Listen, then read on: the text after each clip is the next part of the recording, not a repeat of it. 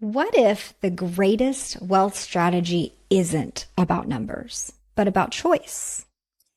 In today's episode, I'm joined by Dr. Nicholas Michels, CFP, author of Rich by Choice and founder of Michels Family Financial.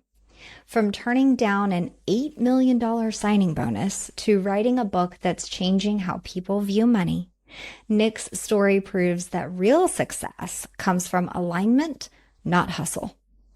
We talked about what inspired his book, how his toughest moments shaped his career, and what financial professionals can learn from his decision to build a business on purpose instead of pressure.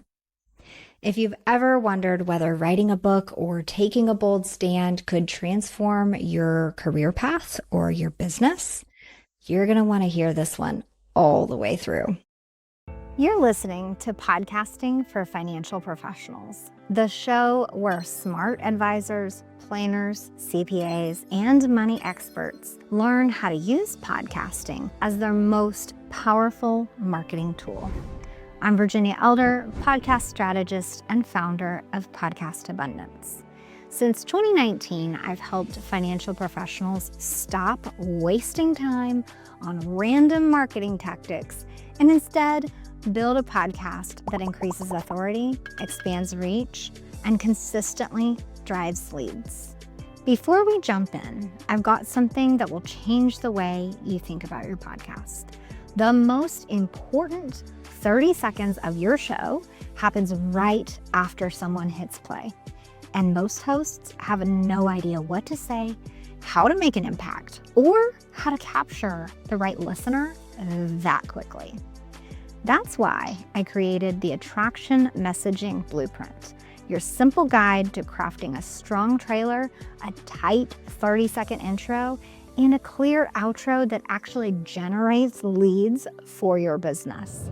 Grab yours today at podcastabundance.com/attraction messaging blueprint. Dr. Nick, thank you so much for being here with me today. Oh, I'm happy to be here, Virginia. I thought you were perfect to be on the show today because of your current success and the current audience that you have reached already with your book. Let's take a step back and have you guide us through what got you here. And I especially want to hear about a particular pivotal moment in your childhood that kind of turned your brain on to how to manage money. You know, I'll take you back to the summer of 1996. I was a 10-year-old boy. I was the middle youngest of four wild and crazy boys. It was fun. You know, my father was an entrepreneur, owned a few businesses. My mom, we were blessed because she was a stay-at-home mom of four boys. And to be honest with you, Virginia, I didn't even know what money was. I just knew that, hey, life's pretty good. And we did have it pretty good. But then it changed, and it changed quickly. I remember like it was yesterday, my mom comes into my room and she looks worried and she sits down next to me, puts her arm around me, and she says, "Your dad and I are getting divorced." And literally those words shattered my childhood. And because it seemed like overnight, my mom went from a stay-at-home mom of four boys to a single mom of four boys working three jobs just to keep things going. And, you know, my dad didn't have it much better. I mean, as you can imagine, our entire lives changed. Any type of financial security, gone. Confidence and stability vanished. We went from a big house on one side of town to a tiny house on the other. I mean, it was at a young age that I quickly realized how important money greatly influences all of our lives. And we have the choice for good and bad. And you know, it wasn't the stuff that I missed. It wasn't. It was watching the physical and emotional toll and pain it took on my mom and my brothers. And what's really exciting, I'm glad to tell you, is my mom completely rebuilt her life. I mean, it's amazing. She's my hero. But the thing is, going through that and living through that had a very dramatic impact on my life. I mean, I wanted to learn everything I could. I wanted to be able to build and to grow and also to protect.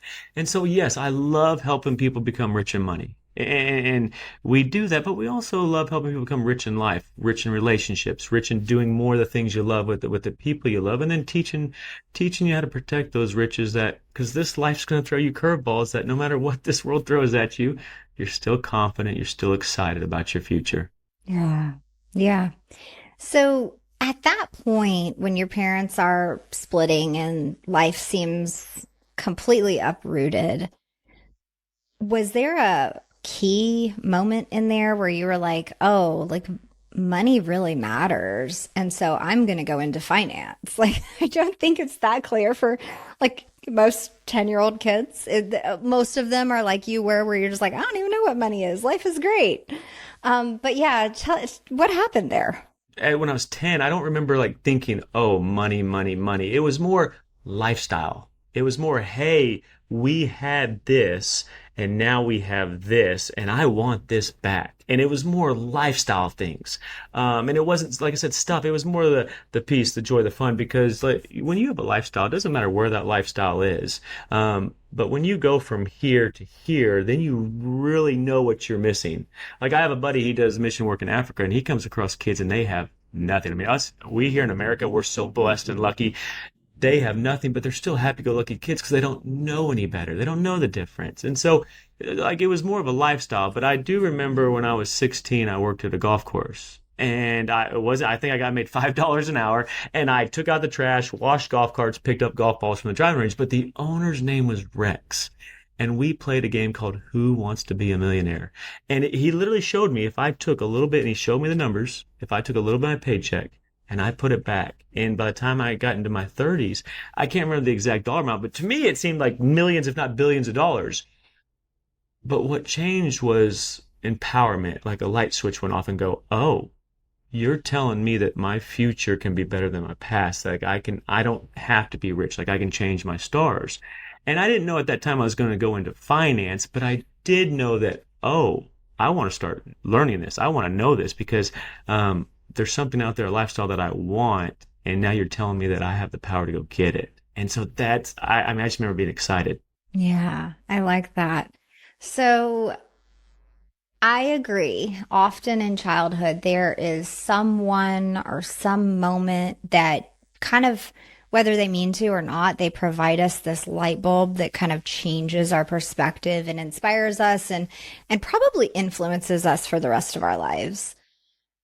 Do you think he was like on a mission in that way? Like, hey, let me get all these golf course kids and like really teach them that, like, what do you think happened there?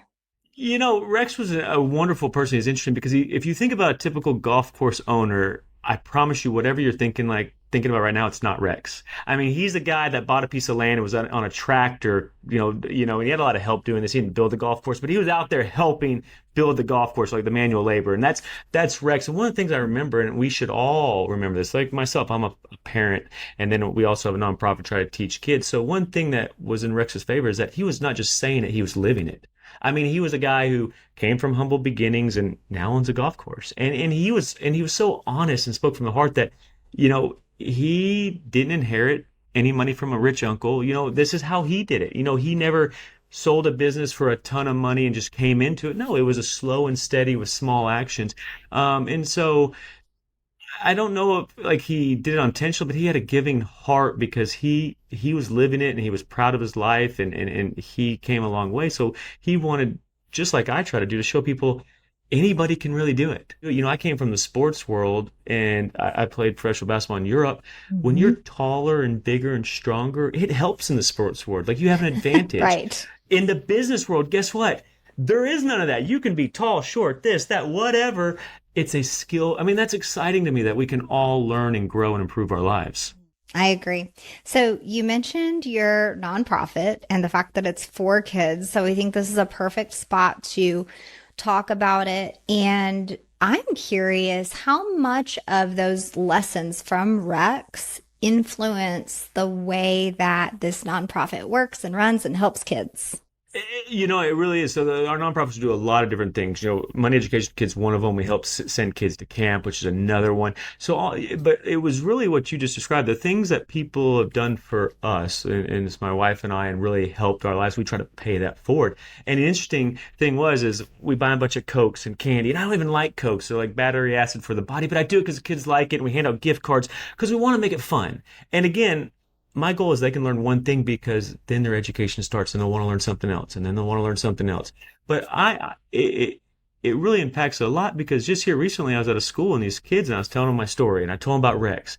And then I go, do you want to know what Rex showed me? And I was able to show them, not just tell them, but show them, hey, if you make $50,000 a year and you just put back 10%, by the time you get retirement age, you're going to have, and it was different ages at retirement, depending on when you retire, but there was 4 million, 8 million, 15 million. If you make $75,000 a year, you put back 10%. It was 6 million, 12 million, and like 30 million. So you should see their eyes. Because that you're talking about NBA money, it's professional sports money. When you start talking, most people don't realize that you can do that too. It's just making a conscious effort. So that's where it starts. We talk about a lot of different things, but that's really what kids get excited about, that knowing that, oh my gosh, because just like myself, I never thought I could do that. Or they say, oh, anybody can do it. But when you actually see the numbers, it's got a big impact on you. So yes, we do try to pay it forward, those same principles.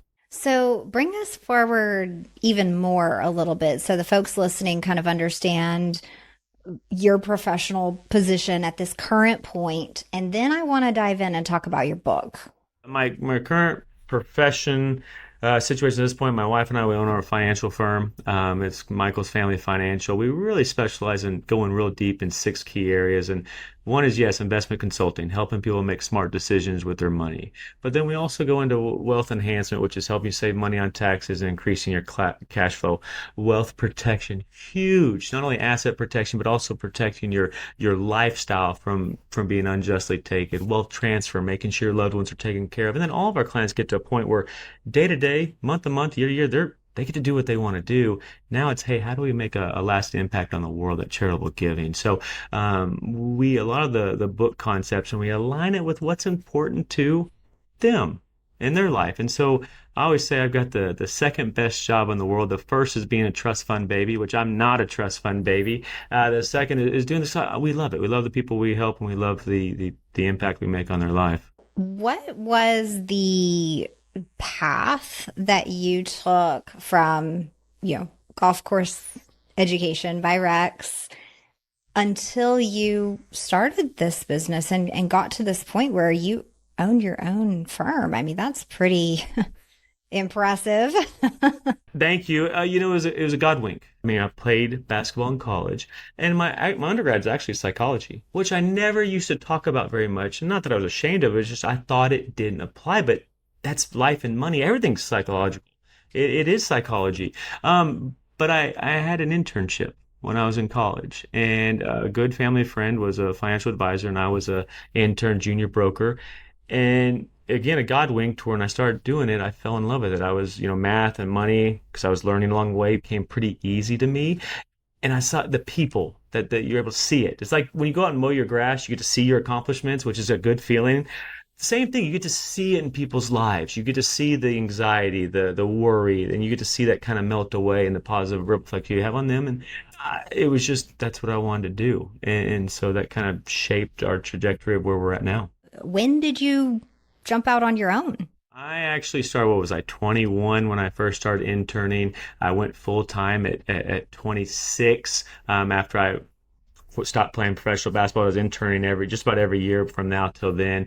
Then went full time until 10 years. I was with a firm, worked my way up as a partner with that firm, and then we started to see some things in the financial industry that we really didn't agree with. Not every financial firm, not every financial advisor, no, but we started to see things that we didn't agree with. And so we said, hey, we wanted to do things our way. Hey there, quick sidebar to this episode. Most business owners jump into podcasting with a concept and maybe even a guest list, but zero plan or comfort with what they're going to say during their intro, outro, or trailer.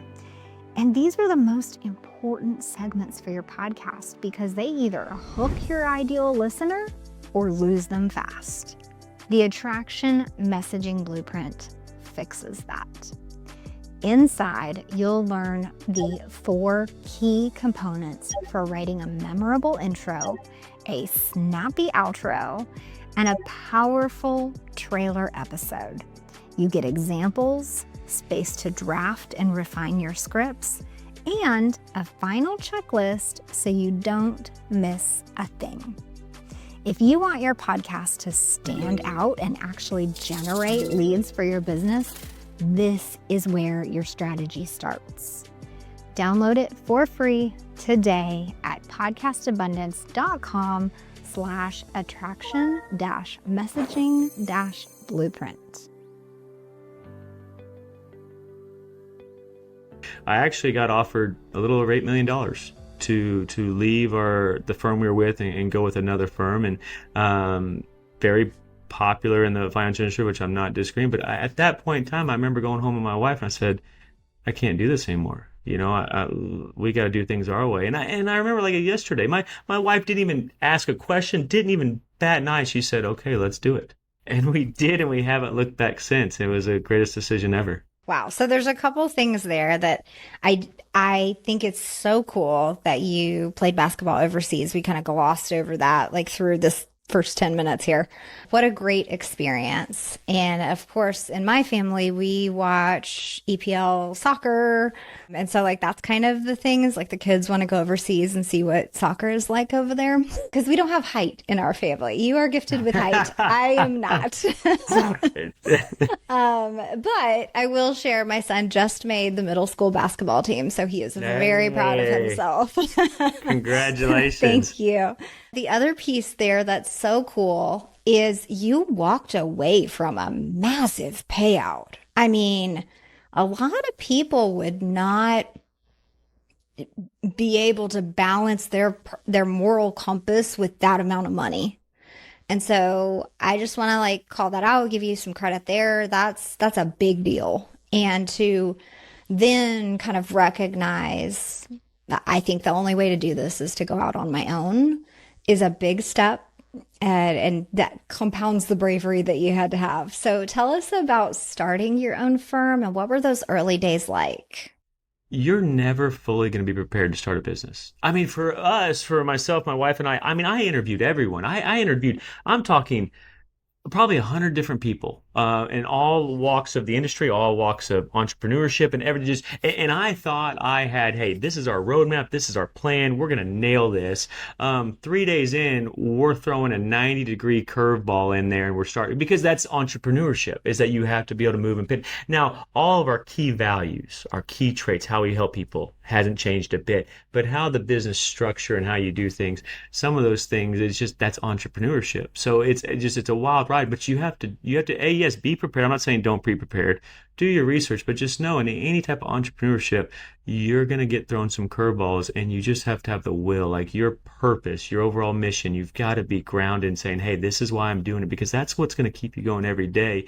But oh my goodness, I can't tell you how beneficial it is of going to successful people and ask them, hey, I want to do this. What'd you do? What shouldn't I do? Receive coaching, because that'll help you save a lot of money. Because when you're an entrepreneur, mistakes cost money. So you might as well spend the money to receive coaching and to receive wise counsel. I can't tell you any success I have is because I'm on the shoulders of other individuals who have helped us along the way. And we're incredibly grateful for that. Could you share a little bit about as you built, how do you establish a compliance department? How did you establish your team? Like, give me the nitty gritty of building that, because there are a lot of financial folks listening that are not yet independent. They kind of are stuck a little bit temporarily and they're seeing that potential independence and I could go out on my own, but that is so scary. And so give us like a 5-step view into their future potentially of how did you establish these important pieces of your business? Yeah, I mean, it was several different key factors, but I can't overemphasize, Jim Collins' Good to Great, the book of getting the right people on the bus. What I did was first is emulate success. So reaching out to people who are successful and saying, hey, I need compliance. And that's who we have now. And we went through one company before finding our, head up attorneys or team that represents us, because we asked others, for help. So our team now within the company, we were lucky enough to build it before we started a company. They came with us during the transition. But here's the thing, when I get the right people on the bus, and this is just me, my personal opinion, but I can teach people finance. I can teach people the numbers. I can teach people that. But I have a hard time teaching people integrity, perseverance, work ethic. Those type of traits, I look for those. Because if they have that, then I can bring on the rest. And so we have had great success with that, of finding, those, like I said, integrity, perseverance, work ethic, passion, caring about people. If I find those, I'll hire you any day of the week because I can build the rest with you. Then, as far as, you've got compliance taken care of, you've got your team set. At what point did you say, you know what? I have so much free space in my life. I'm just going to write a book. Well, and the thing is, I don't. I mean, I have 4 kids, and we're active in sports, and we're active in their lives. We do a lot of things. We travel, so I don't. It is. But my wife laughs at me because I'll get these ideas, and I'll be like, "Hey, babe, I'm gonna do this." I mean, how hard could it be? And I really said that about a book, and not disrespect. I've never written a book, so I'm not trying to be disrespectful. When I said that. But it was a lot tougher than I thought. It was extremely tough because I had a dissertation that I wrote, which is academia, but you need to change it from academia to a book, which is night and day, obviously learning that. So it was a lot of trial and error, but I had a passion because I wanted to take all what I've seen, all that I've seen, not only in my own life, but the thousands of people and families that we've actually worked with and spoken with. And then also going back through history, that I wanted to take it all and simplify it and say, hey, here's a roadmap, people. Here's what works. And it's not just money too, but it's life as well. So it was quite a bit. I could do it a lot easier now after going through the process, but we did. We had to go through a few different editors and publicists and things like that to find the right fit.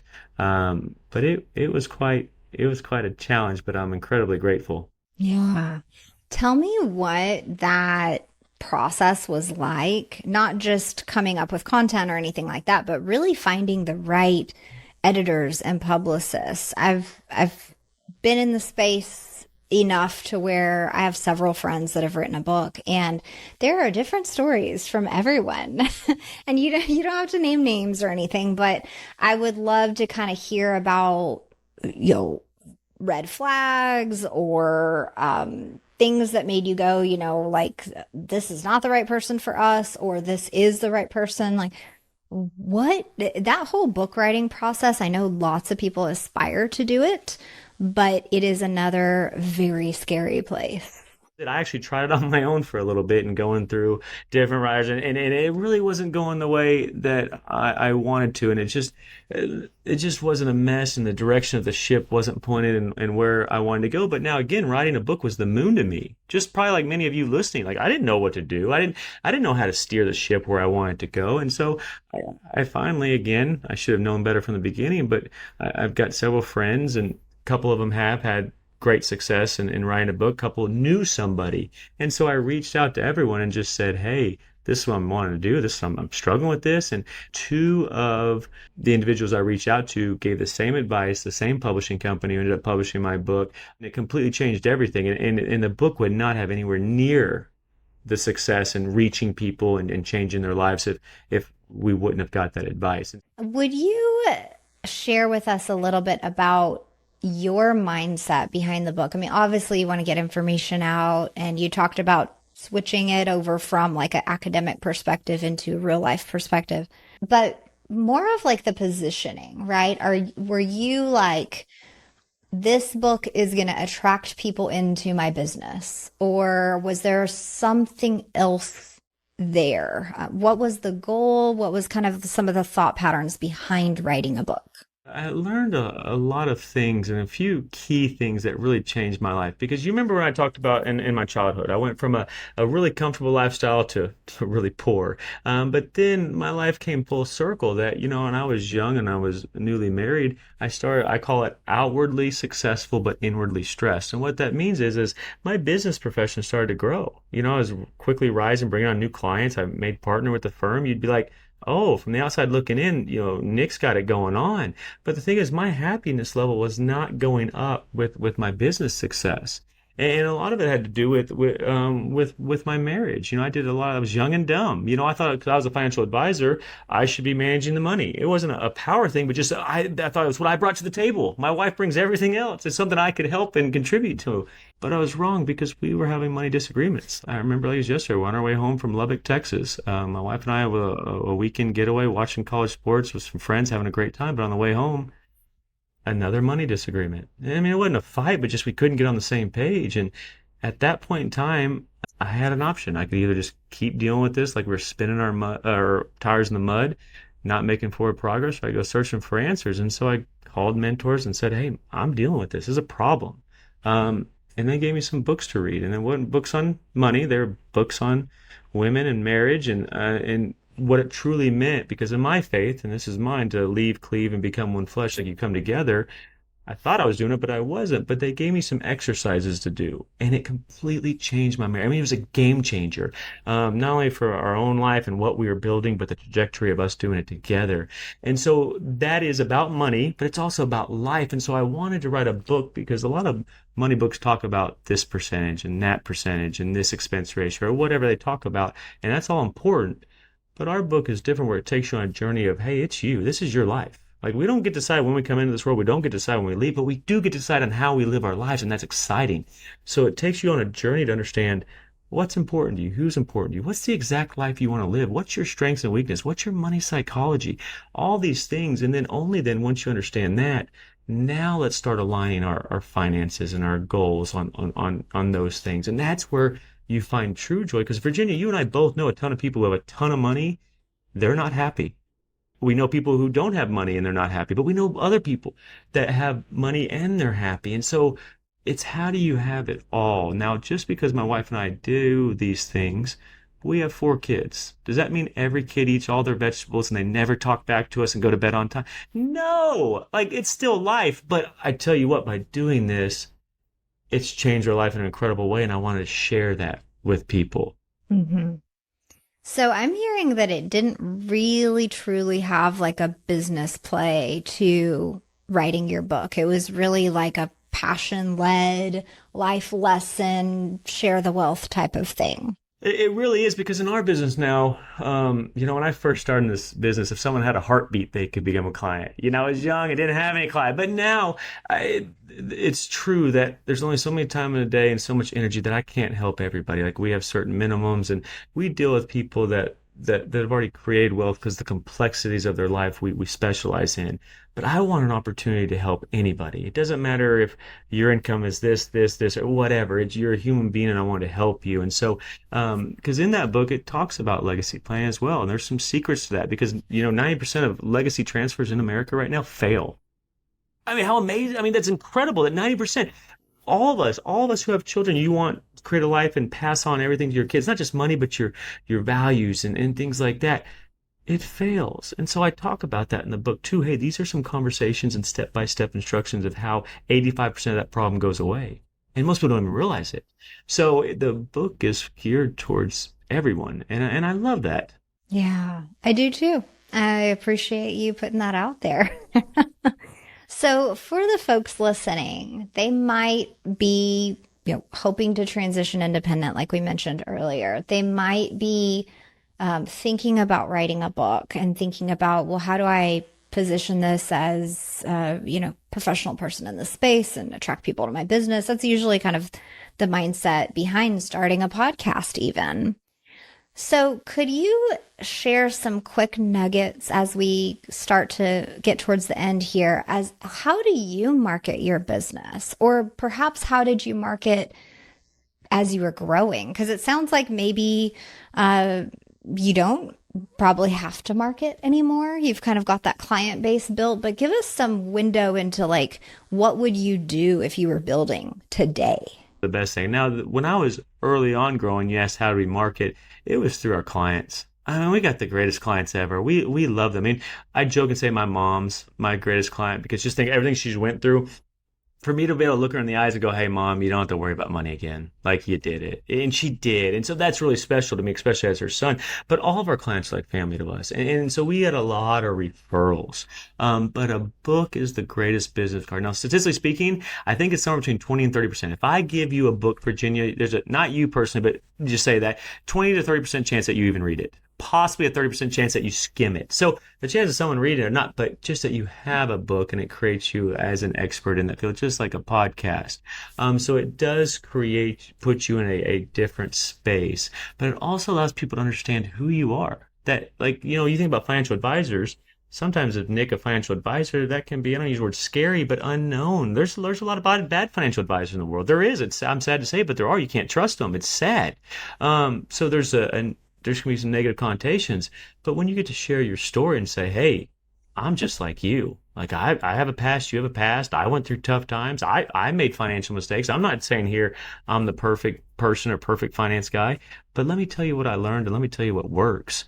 And so it does so much for you. So I'd highly recommend do it. And you can spend a little money. You can spend a lot of money. It depends on what you want to do. But do it. I mean, look at all the presidents, not all, but many of the presidents of the United States. And I'm not getting political. I'm just saying, look at many of them on both sides of the aisle.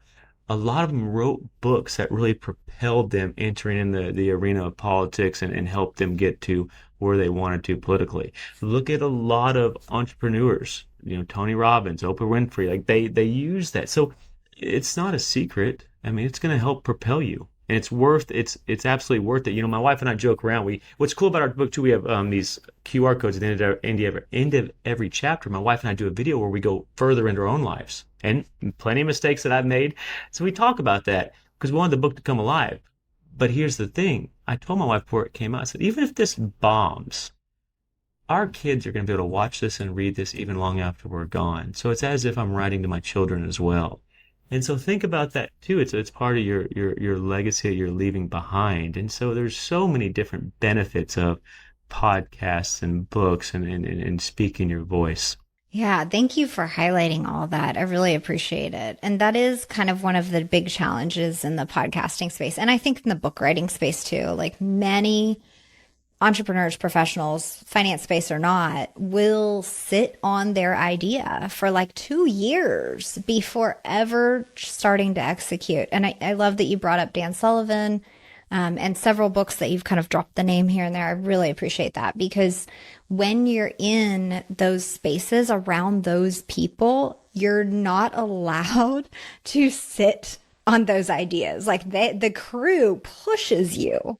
And so that would be some hidden advice in what you said is like, get involved. Oh, absolutely. And I would add this one thing, when you become an entrepreneur, in the corporate America world, there's certain things like they make you do. You have to do. You have check mark this box, check mark that, but whatever it might be. When you become an entrepreneur, like you said, you have a lot of people listening, and you might be one of them that are listening now that you want to branch off and do your own thing. Well, you talk about growth, Virginia. Well, there's stats out there that say, if you want to 10x your business, it's pretty unique, and they call it your unique ability. And so a unique ability is something that you're really, really good at, but you're also really passionate about. And so if you make most of your calendar your unique ability, you're going to 10x your business. It's worth 10x, on your time value and on your business. And then it goes to the next one, things that you might be good at, but you don't really love. And that's probably a 2x return on your business because you are good at it, but you don't love it.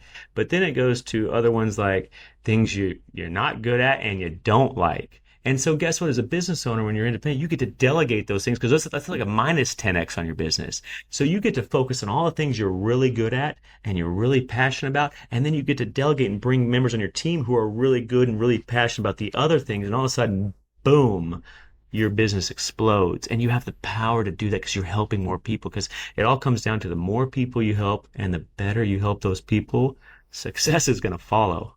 Thank you so much. I am going to get some links from you to the different books that you recommend.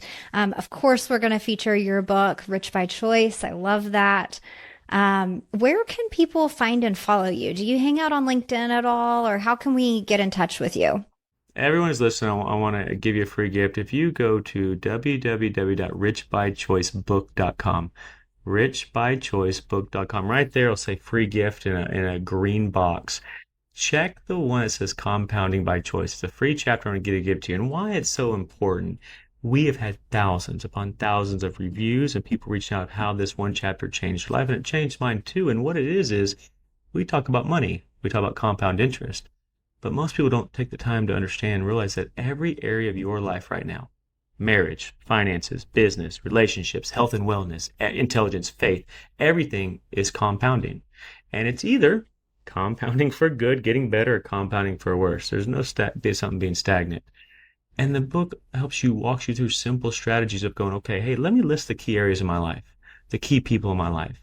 And it gives such easy daily, weekly habits that you can start incorporating. Because most time, really successful people, some of them radically change their life, but most they don't. It's just small little things they start doing that equal big results.